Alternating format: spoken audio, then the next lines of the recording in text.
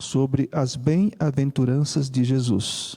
Se você puder acompanhar na sua Bíblia, nós vamos ler aqui do capítulo 5 de Mateus, do Evangelho de Mateus, até o versículo 4. Primeiro versículo até o 4, nós vamos ler. E depois vamos dar sequência nas próximas semanas nesse texto, mas vamos hoje até o versículo 4 apenas. Então, se você puder acompanhar aí na sua Bíblia, ou talvez na projeção, o texto diz o seguinte: vendo Jesus as multidões, subiu ao monte, e como se assentasse, aproximaram-se os seus discípulos. E ele passou a ensiná-los, dizendo: bem-aventurados os humildes de espírito, porque deles é o reino dos céus. Bem-aventurados os mansos, porque herdarão a terra. Desculpa, eu pulei o versículo 4. Vou ler novamente o 3. Bem-aventurados os humildes de espírito, porque deles é o reino dos céus. Versículo 4. Bem-aventurados os que choram, porque serão consolados. E é dentro desse texto, dentro desse versículo, que nós vamos discorrer a maior parte da nossa mensagem. Então, como eu falei há pouco, nós iniciamos na quarta-feira passada, dia 12, essa série de mensagens, e nós entendemos que a Bíblia, ela está repleta de desafios pessoais, e vivê-los tem sido realmente um grande desafio. Esse deve ser o nosso alvo, de ver os desafios de Deus no período da graça. Apesar de nós estarmos vivendo na graça, nós temos desafios também, porque não estamos sob a lei. E na lei nós sabemos que ninguém será justificado diante de Deus. E até mesmo na graça nós somos justificados por Jesus Cristo, e não pelas nossas obras, por aquilo que nós fazemos. Mas nós cremos que enquanto estivermos aqui, teremos desafios. E as bem-aventuranças de Jesus são, de fato, um grande desafio para todos nós, independentemente da época em que estejamos vivendo, da cultura, da nação. Eu falei sobre um pensamento na quarta-feira passada, que diz o seguinte: tudo que encaramos como desafio é porque ainda estamos tentando alcançar. E tudo aquilo que nós já fazemos naturalmente já não é mais um desafio. Então nós entendemos dessa forma, e é um pensamento para nós refletirmos nessa noite.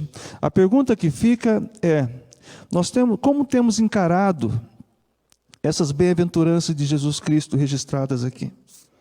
As bem-aventuranças nós entendemos que são qualidades que devem ser vividas por todos nós em sua totalidade. É um grande desafio. Porque existe aqui uma grande contradição se nós falamos que somos humildes de espírito, mas não agimos com mansidão. Ou outra contradição é quando nós falamos que somos misericordiosos, mas as nossas atitudes não são de pacificadores. Então nós temos que entender que elas estão entrelaçadas, essas bem-aventuranças. Então nós vamos discorrer durante esse período de série para ver o que Deus quer falar a cada um de nós e como nós podemos aplicar essas bem-aventuranças em nossas vidas. O propósito dessa série não é só realmente compreender, mas também aplicar. E quarta-feira passada nós vimos em Mateus 5:3, bem-aventurados os humildes de espírito, porque deles é o reino dos céus. Humildes de espírito, nós entendemos e vimos também na mensagem que Jesus não estava falando da pobreza física literal de uma pessoa. Ou tem outras versões que fala pobres de espírito. Em Lucas fala bem-aventurados os pobres, porque deles é o reino dos céus. Não estava falando dessa pobreza física literal. A primeira condição que nós entendemos que a Bíblia nos dá para podermos receber a Cristo como Salvador é crer que Ele é o Messias enviado de Deus. E só creem verdadeiramente em Jesus Cristo aqueles que forem humildes de espírito. Você nunca viu alguém falando: olha, eu recebi a Cristo como Salvador, de forma orgulhosa, de forma soberba, de forma presunçosa? De forma alguma. Quando você vê alguém falando: olha, eu recebi a Cristo como Salvador porque o seu espírito ficou quebrantado, porque Deus entrou no seu coração através do Espírito Santo. Então Jesus disse: bem-aventurados, ou felizes, ou afortunados, ou ricos. Felizes são os pobres ou mendigos, como falamos na semana passada, na quarta-feira, os humildes de espírito, porque deles é o reino dos céus. E o principal retrato que nós encontramos na Bíblia sobre uma pessoa humilde de espírito está no próprio Jesus Cristo.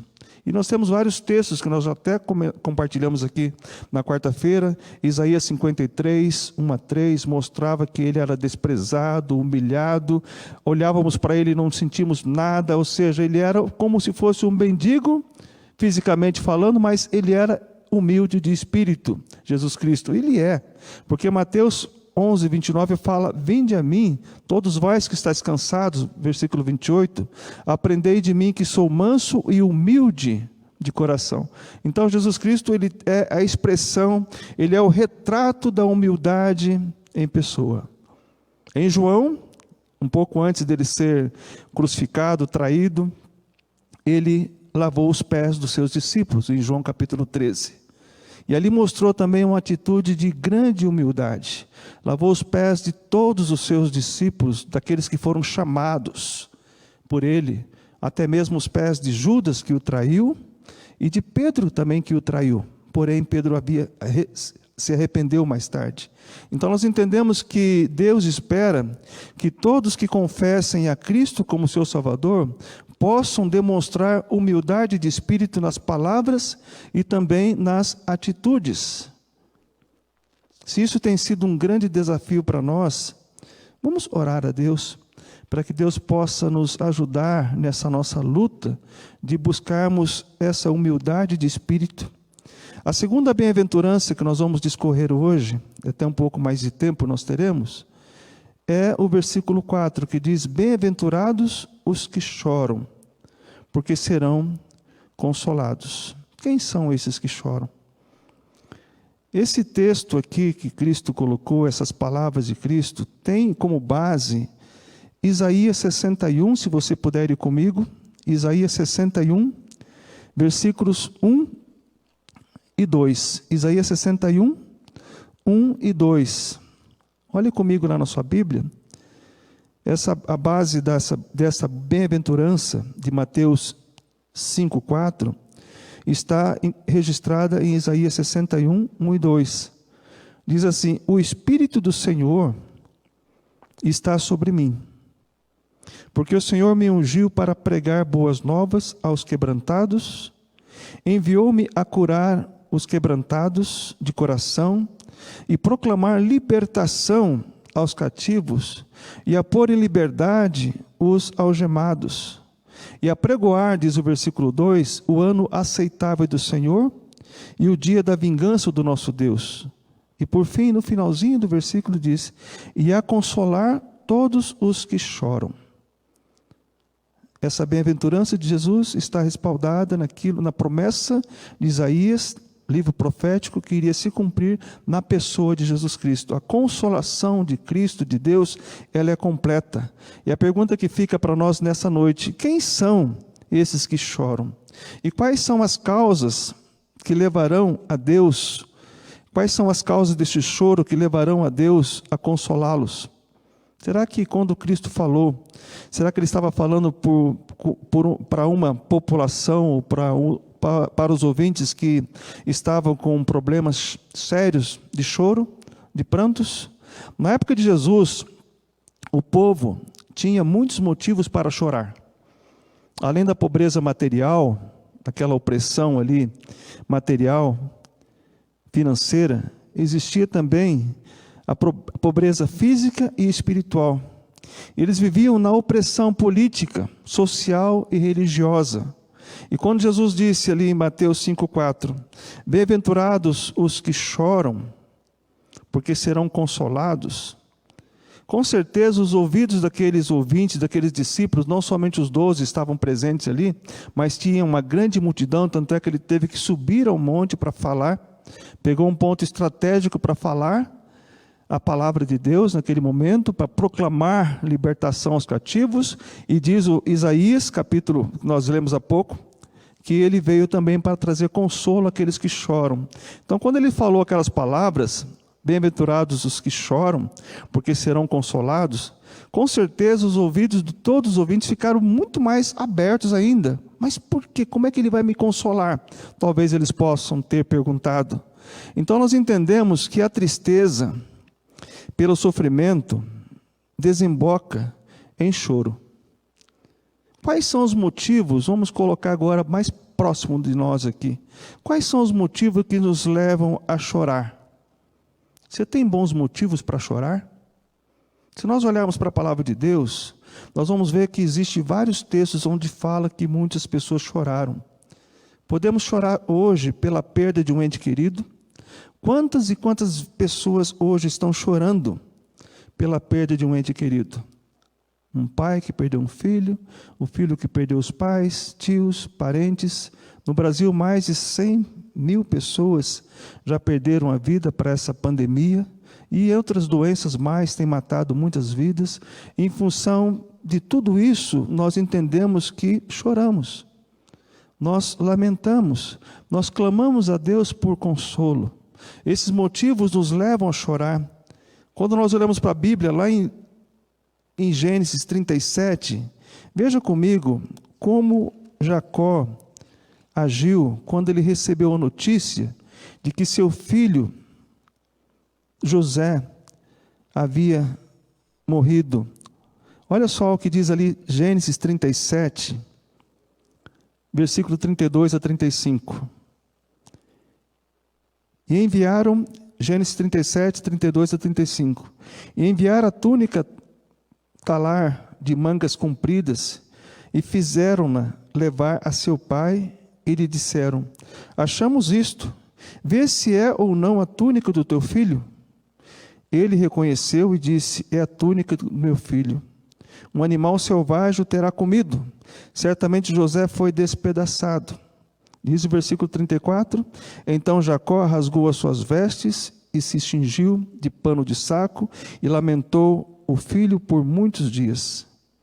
Diz o versículo 35: levantaram-se todos os seus filhos e todas as suas filhas para o consolarem. Ele, porém, recusou ser consolado e disse: chorando, descerei a meu filho até a sepultura. E de fato chorou o seu pai. Nós temos chorado hoje por pessoas que partem, com certeza. Nós, como pais, choramos muitas vezes só em saber que o nosso filho está passando por alguma dor, por algum sofrimento, já é motivo de chorarmos. E esse motivo de choro nos leva a buscar a Deus também a consolação. Outro motivo que nos leva a chorar não é só a perda de um ente querido, mas também muitos de nós choramos pela perda material ou vários sofrimentos que nós sofremos e que pessoas que amamos atravessam. Nós encontramos na Bíblia vários relatos onde houve choro pela destruição de Jerusalém. E um dos textos mais emblemáticos que nós vemos sobre essa questão está lá em Neemias, se você puder ir comigo. Vamos ver qual foi a reação de Neemias quando recebeu a notícia de que a cidade de Jerusalém e as pessoas que ali habitavam estavam em miséria e dor e a cidade estava destruída. Neemias capítulo 1, versículos 1 a 4.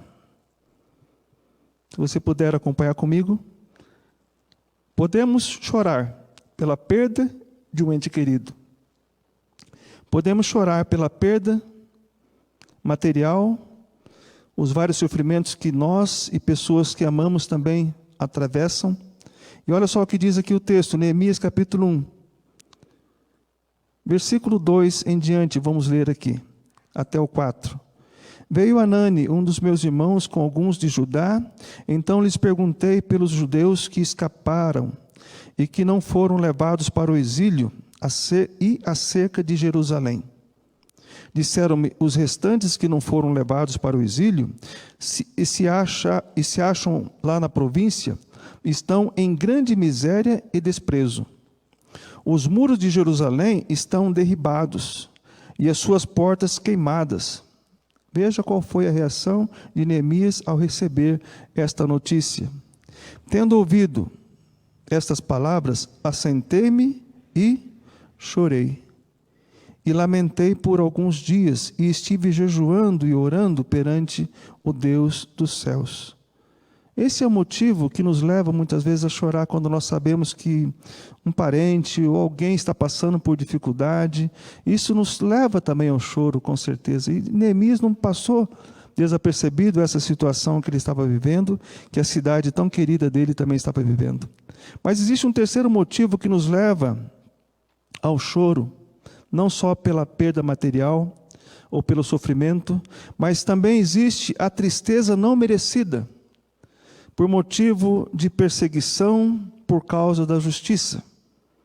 Em todas as épocas, aqueles que querem viver uma vida consagrada a Deus têm sofrido perseguição. Essa é uma grande verdade. E isso é uma causa de grande sofrimento e choro. A perseguição eu diria, como temos falado muitas vezes aqui, no púlpito dessa igreja, e é um fato que está registrado na Bíblia, a perseguição é a marca registrada de todo cristão que quer viver piamente em Cristo Jesus. Essa é a grande verdade. Olha comigo lá em Salmos 6 e 7. Olha o que o salmista coloca diante da perseguição. Salmos 6 e 7. Salmos 6 e 7. Davi recorre aqui nesse texto, nesse salmo, à misericórdia de Deus. E ele diz o seguinte: estou cansado de tanto gemer. Todas as noites faço nadar o meu leito de minhas lágrimas, o alago. De tristeza os meus olhos se consomem, envelhecem por causa de todos os meus adversários. Ou seja, a perseguição era muito grande na vida de Davi. E por esse motivo, por muitas noites, diz o texto aqui, ele fazia nadar o seu leito, chorava. Você já chorou alguma vez por estar sendo perseguido? No trabalho, na escola, ou até mesmo na igreja? E você está procurando viver piamente em Cristo Jesus, em pregar, em viver a palavra, e você recebe a perseguição dos amigos, aquelas pessoas que se dizem amigas de você e acabam te perseguindo. Será que estão sendo adversárias de você? Ou talvez, muitas vezes, o próprio inimigo, ele tem nos perseguido também. Nós entendemos o nosso inimigo número 1, o diabo, ele anda em derredor buscando aquele que ele possa tragar.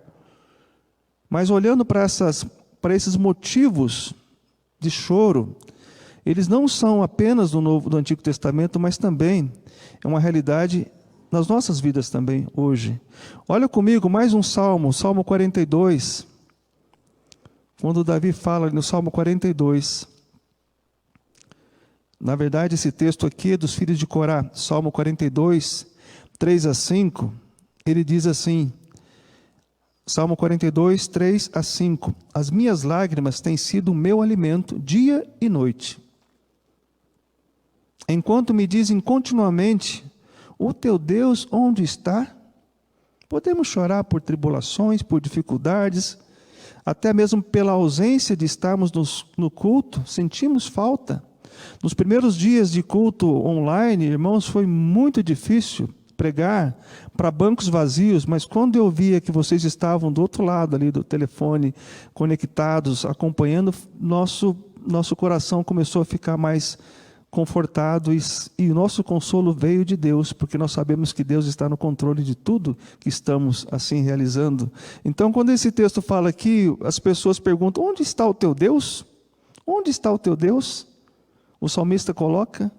Então, as minhas lágrimas, ele diz, tem sido o meu alimento, dia e noite. Porque está abatida, ele diz lá no versículo mais à frente, 5. Por que está abatida, ó minha alma?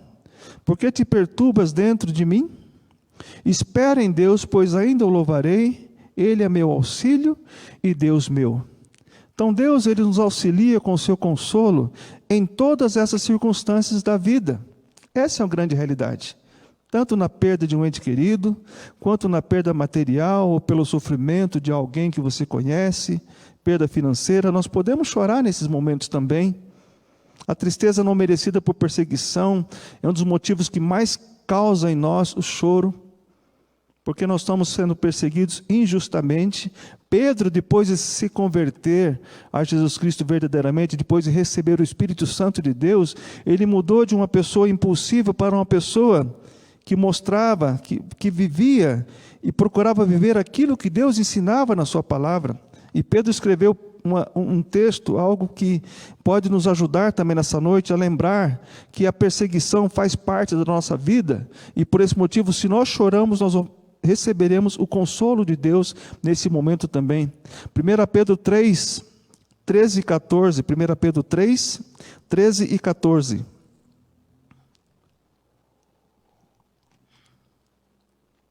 Olha o que diz a palavra. Ora, quem é que vos há de maltratar, se fordes zelosos do que é bom? Mas ainda que venhais a sofrer por causa da justiça, bem-aventurados sois. Olha mais uma bem-aventurança aqui. Felizes sois.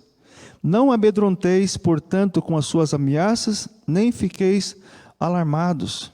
Você, quando é perseguido, é bem-aventurado também diante dessa perseguição. E se houver choro, nós entendemos que esse choro, ele nos acalma quando nós buscamos o consolo de Deus. As tristezas pela perda material, pela perda física, pela perseguição, nos levam a chorar e a clamar a Deus por consolo. E em geral, quando nós encontramos alguém que está em prantos, está sofrendo, está passando por grande dificuldade de choro, nós corremos para a palavra de Deus e procuramos textos que possam nos ajudar a levar essa palavra para que as pessoas possam se sentir confortadas e consoladas por Deus. E há pouco, nosso irmão Antônio Geraldo mencionou um texto aqui, que eu até falei para ele, irmão, o senhor já sabia da mensagem? E ele compartilhou aqui o texto de 2 Coríntios 1, 3 e 4. E olha só o que diz 2 Coríntios 1, 3 e 4. Bendito seja o Deus e Pai do nosso Senhor Jesus Cristo, o Pai de misericórdias e Deus de toda consolação. É Ele que nos consola em toda a nossa tribulação, para que, pela consolação que nós mesmos recebemos de Deus, possamos consolar os que estiverem em qualquer espécie de tribulação. Então nós entendemos, quando acontece algo, geralmente nós utilizamos esse texto. Só Deus pode consolar você nesse momento de perda, nesse momento de dor. O Deus que está sendo falado aqui é o Pai do nosso Senhor Jesus Cristo. Ele é o Pai da misericórdia e Deus de toda consolação. Você crê nisso? É Ele que pode nos consolar. Se você foi consolado pela perda de um ente querido, pela perda da esposa, do filho, do pai, quem quer que seja, e você hoje já está curado dessa consolação, desse sofrimento, dessa perda, você vai ser usado por Deus, conforme diz o texto, para consolar outras pessoas também. Porque o texto é muito claro, essa consolação que Deus nos dá, tem uma finalidade no versículo em diante, no versículo 5. No versículo 5 diz, porque assim como o sofrimento de Cristo se manifesta em grande medida a nosso favor, assim também a nossa consolação transborda por meio de Cristo. Então é por meio de Cristo que nós recebemos a consolação e é por meio de Cristo que nós transbordamos essa consolação de Deus. Como você pode estar consolado? Como é que você pode estar em paz vivendo em situações assim difíceis? É Deus que nos consola. Mas o choro, ele pode durar, conforme diz o Salmo 30, versículo 5, e nós usamos também esse texto, ele pode durar uma noite, mas a alegria vem pela manhã, porque nós estamos buscando o consolo de Deus. Quando você deitar a sua cabeça no travesseiro, estiver com um momento de situação difícil, busque o consolo de Deus, porque Ele nos consola. Deus nos consola em toda a nossa tribulação terrena. Tudo aquilo que nós vivemos, nós buscamos o consolo de Deus. Todas as tragédias da nossa vida, podemos buscar o consolo e o conforto de Deus. Mas eu tenho para vocês nessa noite, nessa mensagem, duas notícias. Uma boa e uma má. Primeiro, a má. A má notícia é que as nossas tribulações e motivos de choro continuarão. enquanto estivermos nesta terra. Muitas vezes serão inevitáveis e imprevisíveis. Não tem como escaparmos. Não existe ninguém nesse mundo, na face da terra, que pode escapar de uma tribulação, seja em menor, maior grau, seja ela qualquer tipo de tribulação, tragédia, nós vamos viver tribulações enquanto estivermos neste mundo. Essa é a má notícia que eu teria para te dar nessa noite. Mas a boa notícia é que em todas as tribulações que nós estivermos passando, Deus, o Pai das consolações, estará ao nosso lado. Amém? Deus estará ao nosso lado. Em 2 Coríntios 4:8, Paulo diz: em tudo somos atribulados, porém não angustiados. Ficamos perplexos, porém não desanimados. Somos perseguidos, porém não abandonados. Não somos abandonados por Deus. Somos derrubados, porém não destruídos. Podemos até cair, mas nós nos levantamos com a consolação de Deus. Em Romanos 8:18 ele diz: porque para mim tenho por certo que os sofrimentos desse tempo presente não podem ser comparados com a glória que há de ser revelada em nós. Aleluia! Nós passamos por tribulações, por sofrimentos, por choro, mas isso não pode se comparar com aquilo que Deus promete para nós na glória. Podemos ter momentos de felicidades, como ouvimos hoje pela manhã, o caminho da felicidade é Cristo. Cristo é o caminho. Podemos ter momentos, e quando estivermos naqueles momentos felizes, vamos vivê-los de forma plena, de forma que possamos assim usufruir. Até uns dias atrás falei com algumas irmãs, estávamos aqui fazendo algo para Deus, e nesse momento compartilhei com elas, vamos procurar viver o momento, esse momento que estamos fazendo é para Deus também, e vivemos de forma plena, que possa glorificar a Deus. Se você está no seu lar agora reunido com sua família, viva esse momento de forma plena. Se vai passear, uma viagem, ou seja o que for, faça isso de forma plena, momentos felizes. A vida não é uma vida de eterna felicidade aqui na terra. A felicidade plena nós alcançaremos lá na glória com Cristo. E olha só o que diz a palavra de Deus em Apocalipse 21:4. Finalmente termina o último livro da Bíblia falando isso. Apocalipse 21:4. 21, versículo 4 diz: e lhes enxugará dos olhos toda lágrima, e a morte já não existirá. Já não haverá luto, nem pranto, nem dor, porque as primeiras coisas passaram. E lhes enxugará, a promessa de Deus na glória, toda lágrima será enxugada lá na glória, ou seja, não teremos mais motivos de choro.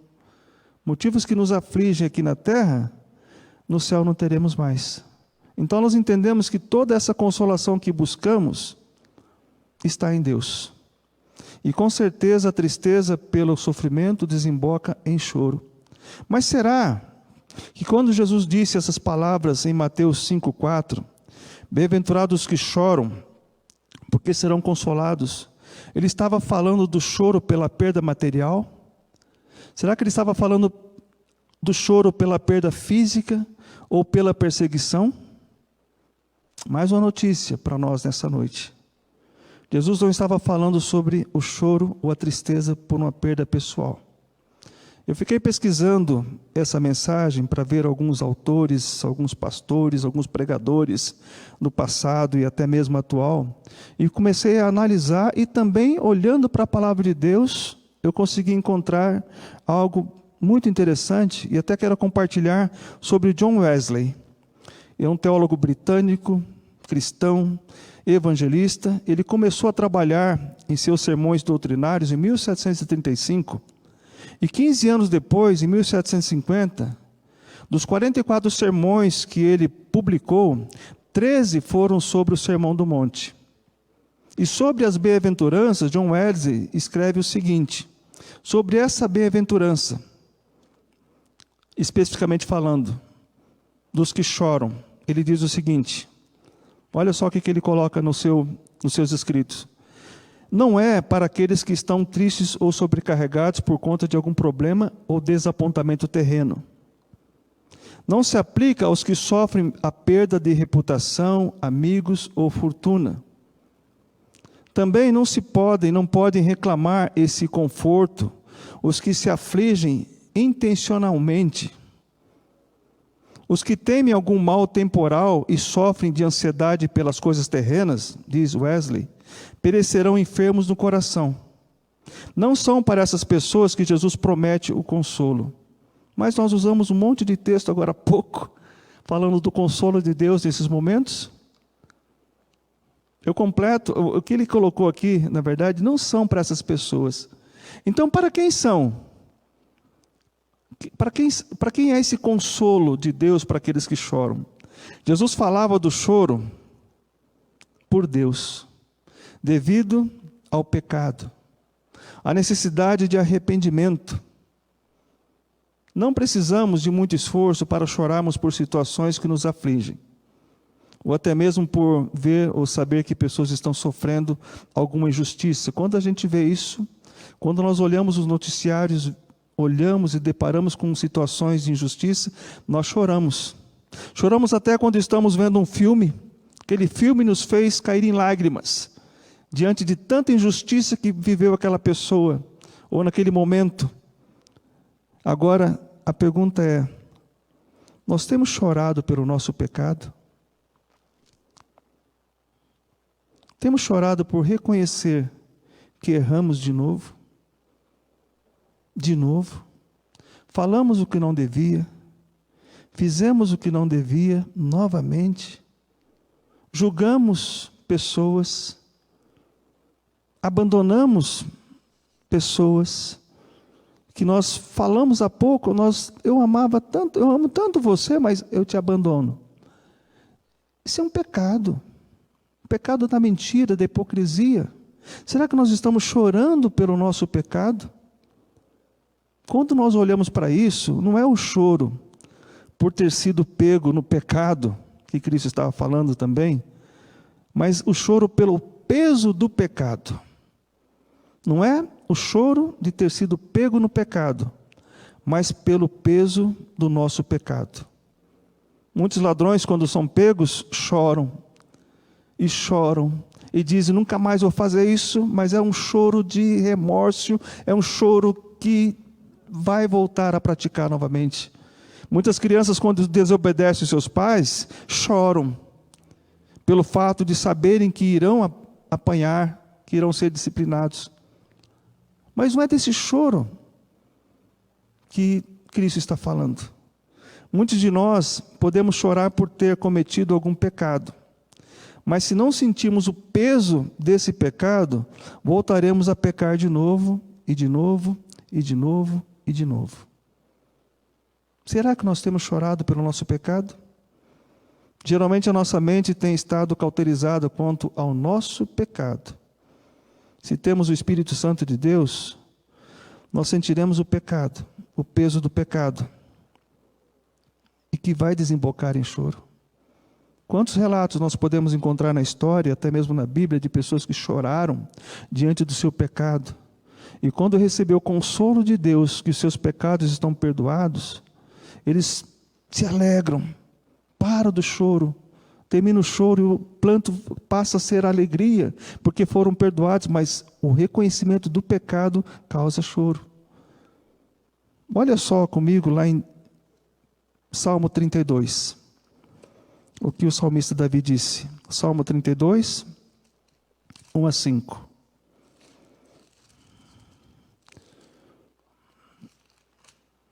Esse aqui é um relato, um retrato de muitos de nós, ainda hoje. Diz assim o Salmo 32, mais um bem-aventurado. Bem-aventurado aquele cuja iniquidade é perdoada, cujo pecado é coberto. Bem-aventurado o homem a quem o Senhor não atribui iniquidade, e em cujo espírito não há dolo. Olha só o que ele diz. Enquanto calei os meus pecados, envelheceram os meus ossos, pelos meus constantes gemidos, todo o dia, pecado, o peso do pecado. Enquanto calei os meus pecados, envelheceram os meus ossos. Então, se você é um crente em Jesus Cristo, tem o Espírito Santo de Deus e está pecando, o peso do pecado vai causar choro, vai causar sentimento de arrependimento que te levará a buscar o consolo de Deus, o perdão de Deus. E ele continua dizendo: porque a sua mão pesava dia e noite sobre mim, e o meu vigor se tornou em sequidão de estio. E quando ele foi aliviado? No versículo 5.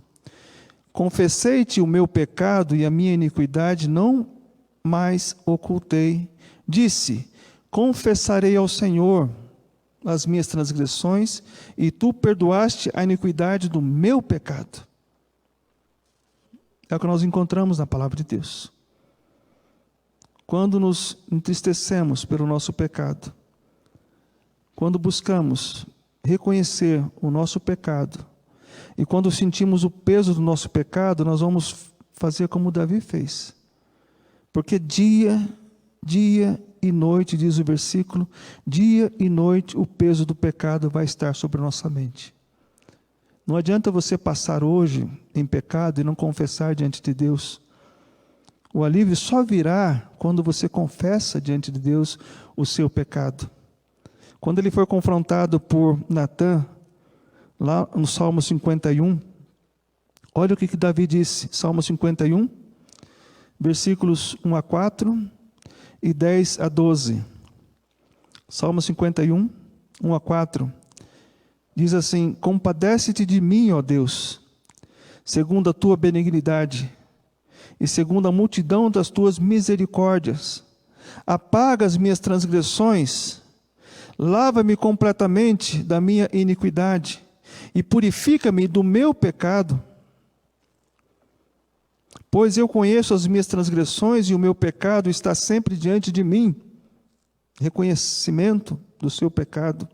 Pequei contra ti somente fiz o que é mal perante os teus olhos, de maneira que serás tido por justo no teu falar e puro no teu julgar. Então, quando nós reconhecemos que somos pecadores, que pecamos, Deus, Ele nos julga, Ele pode nos julgar, Ele pode falar, como diz Davi aqui, Ele será tido como justo, por justo no teu falar, no teu julgar, porque eu reconheço o meu pecado. Mas mais à frente um pouquinho, no versículo 10, ele diz o seguinte: cria em mim, ó Deus, um coração puro, e renova dentro de mim um espírito inabalável. Não me repulses da tua presença e nem me retires o teu Espírito Santo, o seu Santo Espírito. O que Davi estava falando aqui nesse texto é que ele sabia que o Espírito Santo de Deus, ele agia de forma temporária na vida de muitas pessoas.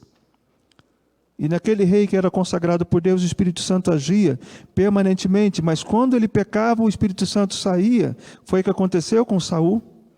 Ele deve ter lembrado de Saul, que perdeu a presença do Espírito Santo na vida dele. E ele falou: olha, Deus, não retire de mim o Espírito Santo Espírito. E hoje, se nós somos crentes de Jesus Cristo, o Espírito Santo está habitando em nós. Mas se nós pecarmos, ele sai? Não, ele não vai embora. Nós podemos deixar ele apagadinho dentro de nós, sem atuação. E Gálatas Paulo fala aos crentes da Galácia: olha, andai em espírito e não a vez de cumprir os desejos da carne, porque existe uma luta muito grande entre o espírito e a carne. Os dois são opostos. Quem vai prevalecer? Aquele que nós alimentarmos mais. A nossa carne ou o Espírito Santo que habita em nós? Essa luta será enquanto estivermos aqui na terra. Quando nós buscarmos uma vida consagrada diante de Deus, nós buscamos a presença do Espírito Santo cada vez mais forte em nós. E quem chora pelo seu pecado, receberá o consolo de Deus diante de um arrependimento verdadeiro. Essa é a grande verdade. Nós temos o exemplo que eu falei na quarta-feira, do publicano e do fariseu. Os dois foram ao templo para orar, buscar a presença de Deus. E naquele momento de oração, o fariseu se colocou em pé e começou a falar: ó Deus, eu não sou como aquele publicano. E deve ter apontado o dedo para ele. Eu dou o dízimo de tudo, eu sou o cara, eu sou o bambambam, eu jejuo, eu faço tudo. Ele orou de si para si mesmo com soberba. Mas quando olhamos para as primeiras palavras do publicano, em Lucas capítulo 18, 13, o publicano, diz o texto assim: o publicano, estando em pé, longe, não ousava nem ainda levantar os olhos ao céu, e batia no peito, dizendo: ó Deus, se propício a mim, pecador. Reconhecimento do seu peso, do seu pecado. É desse choro que Cristo estava falando. E hoje nós não choramos pelo nosso pecado, porque às vezes nós consideramos nosso pecado como um acidente de percurso apenas, e o que ele fez comigo, sim, foi um pecado, mas o que eu faço não é um pecado. É sim. E quando você reconhece o seu pecado de soberba, orgulho, arrogância, ou seu pecado de mentira, adultério, outras coisas mais, vícios, reconheça o peso. Você está maculando o Espírito Santo que habita em você, você está manchando o seu corpo, manchando a sua mente. E diante disso nós buscamos reconhecer o peso do nosso pecado. Não é o choro por ter sido pego no pecado, mas pelo peso do nosso pecado, é o que Cristo está ali colocando nessas palavras. Deus aceita o choro de reconhecimento pelo nosso pecado. Quando a criança nasce, qual é a evidência desse nascimento da criança? Ela chora. Ela expressa que está viva com o choro. O choro e o arrependimento verdadeiro pelo pecado são evidências de um novo nascimento em Cristo. Mas nem todos que se convertem choram no momento da conversão. Mas quando você reconhece que é pecador e que errou, há choro. Há reconhecimento, uma contrição profunda dentro do seu coração, mesmo que você não expresse em lágrimas, mas o seu espírito fica abatido, fica constrangido, se torna, como Davi falou, em sequidão de estio. Enquanto eu calei o meu pecado, eu não consigo dormir. Esse é o peso do pecado que habita em nós, que está em nós. O Espírito Santo vai colocar a sua mão sobre a nossa vida. Enquanto nós não confessarmos diante de Deus, esse choro, esse pranto não vai cessar. Essa é a palavra de Deus. É melhor chorar pelo nosso pecado e nos arrependermos aqui na terra e sermos consolados por Cristo, do que irmos para o inferno, onde a Bíblia diz que lá haverá choro e ranger de dentes. Lá não haverá mais oportunidade de arrependimento. Essa é a grande verdade. A Bíblia diz isso. E quando nos entristecemos pelo nosso pecado e nos arrependemos verdadeiramente, o choro é inevitável. Mas o consolo que vem de Deus, quando nós confessamos, nós temos essa plena certeza de que Ele nos perdoou. E a palavra de Deus tem muitos textos que nós podemos ir. Vamos ler ali o Salmo 103.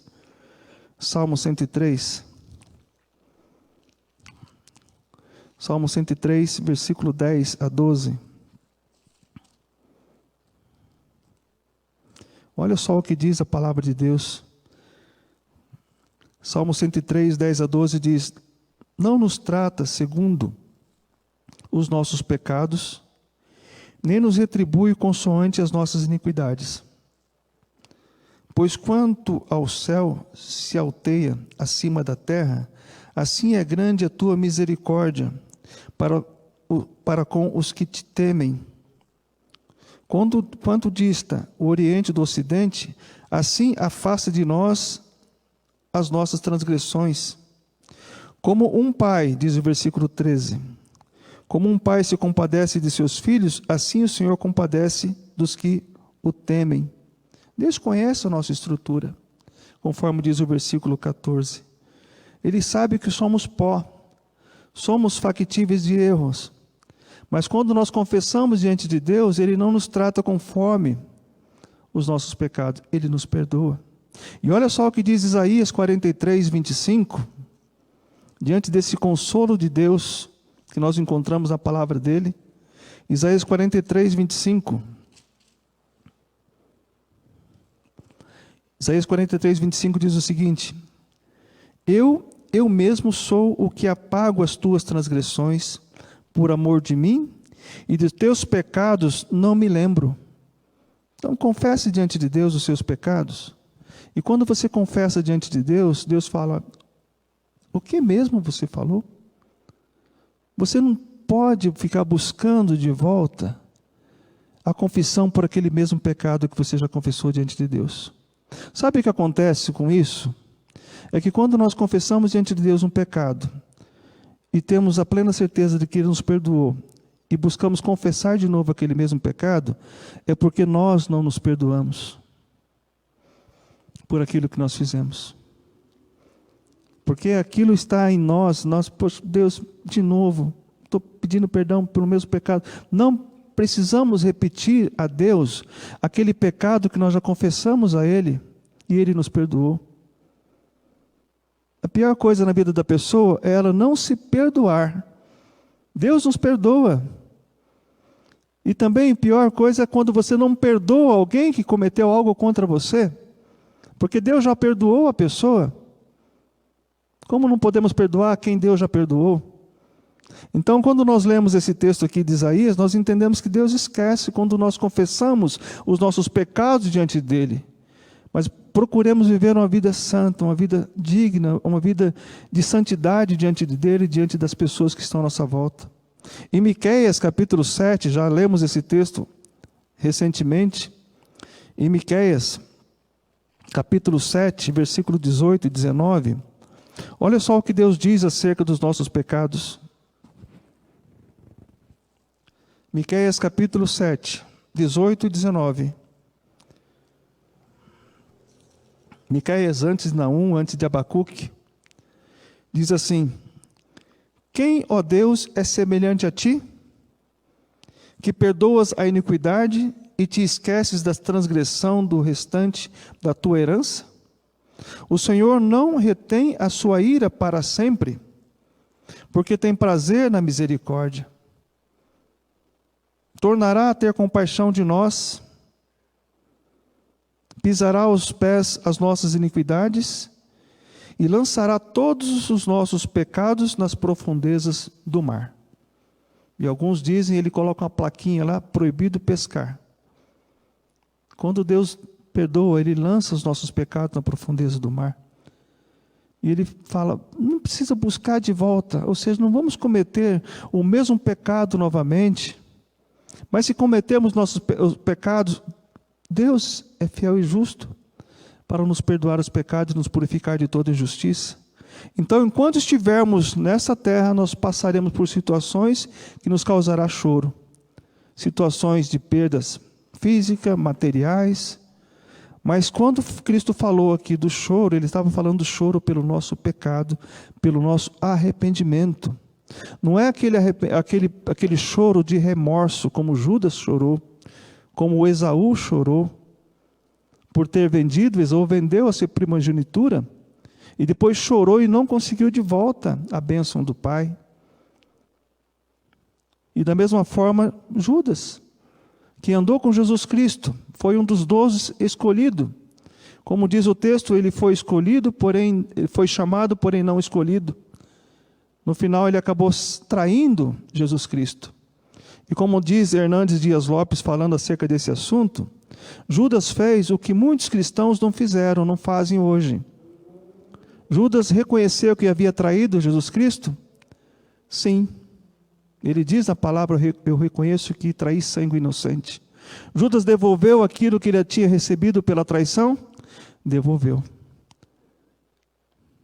Mas ele não se arrependeu. Houve remorso apenas. Porém, Pedro traiu Jesus Cristo por 3 vezes. Negou a Cristo por 3 vezes. Porém, houve um arrependimento e ele esperou a promessa de Deus, que era a vinda do Espírito Santo sobre a vida deles. E quando veio o Espírito Santo em Pentecostes, Pedro foi transformado pelo poder do Espírito Santo. Não é ele o iletrado, não, ele começou a ser transformado pelo poder do Espírito Santo. E impulsivo ele passou a pregar a palavra de Deus. Começou a anunciar, olha, seja como Cristo, semelhante a Cristo. Siga as pisadas de Cristo. Quando ele era ultrajado, não ultrajava, não revidava, diz Pedro. Então, tudo isso nós podemos ver na vida de uma pessoa que foi transformada pelo poder do Espírito Santo. Houve choro naquele momento de traição, de negar a Cristo? Com certeza. Mas houve um arrependimento verdadeiro. Então, nós entendemos que quando Deus coloca na sua palavra, bem-aventurados os que choram porque serão consolados, é desse choro que Cristo está falando. Devemos chorar não só pelos nossos pecados, mas também devemos chorar pelo pecado daquelas pessoas que tanto amamos. Mas onde está na Bíblia isso? Nós entendemos que a Bíblia tem vários textos que falam do seu povo que choraram pelo pecado dos seus semelhantes.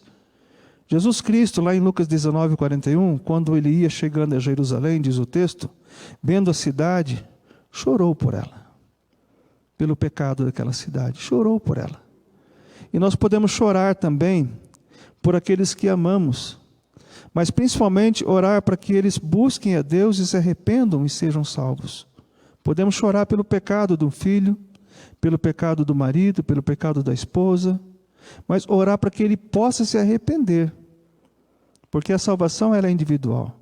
Se não há uma conversão verdadeira na vida das pessoas pela qual nós estamos orando e chorando, essas pessoas não serão salvas. Elas também devem ter um encontro pessoal com Deus e reconhecer o peso do pecado que elas cometeram. E concluindo essa mensagem dessa noite, Mateus 5,4, bem-aventurados os que choram porque serão consolados. Se você chora por conta do seu pecado, se arrependa, confesse-o diante de Deus para receber o consolo. Se você chora por conta de alguma injustiça sofrida, confie em Deus e receberá a consolação dele, seja em qualquer área, qualquer situação que nós estejamos vivendo. Amém? Vamos, nesse momento, orar. Queria orar com você, por você e orar também por mim, porque nós estamos sujeitos a passar por situações, errar, pecar, mas quando pecarmos, que possamos chorar, que possamos buscar o arrependimento verdadeiro pelo nosso pecado e reconhecer que aquilo que estamos fazendo é pecado. Essa é a oração que nós vamos fazer nesse momento. Curva a sua cabeça, vamos falar com o Pai.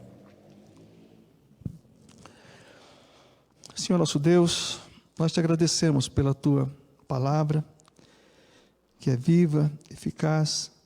Nós reconhecemos, ó Pai, que somos tão pequenos diante do Senhor.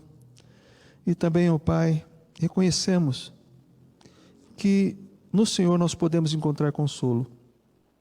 Consolo pela perda de um ente querido, pela perda de situações, ó Deus, que nos levam ao desconforto, ó Deus, ao choro, pela perseguição, ó Pai. Mas, ó Deus, nos ajude a reconhecer o peso do nosso pecado. Sabemos que todas as vezes que pecarmos, ó Pai, nós temos a garantia na sua palavra que o Senhor nos perdoa. Mas nos ajude, ó Deus, a não pecar, a não cometer os mesmos erros, os mesmos pecados, ó Deus. Que o Espírito Santo nos ajude, ó Pai, em nossas fraquezas, para que possamos, ó Deus, reconhecer quando errarmos o peso tão grandioso que é desse pecado, que foi pago por Jesus Cristo na cruz, ó Deus. Sabemos que Ele pagou pelos nossos pecados de forma plena, completa. Mas nos ajude, ó Deus, a reconhecer. Se há alguém aqui nessa noite, ó Deus, ouvindo essa palavra, que ainda não tem Cristo como Salvador pessoal, e que está sofrendo pelo peso do pecado, por não ter se arrependido, por não ter reconhecido Cristo como Salvador, que nessa noite, ó Deus, possa buscar o conforto do Senhor, o consolo do Senhor, confessá-lo como Salvador pessoal, e crer que Jesus Cristo perdoa todos os pecados confessados diante dele, e que o Espírito Santo possa fazer morada na vida dessa pessoa nessa noite. E, ó Pai, que possamos caminhar em santidade de vida, em novidade de vida.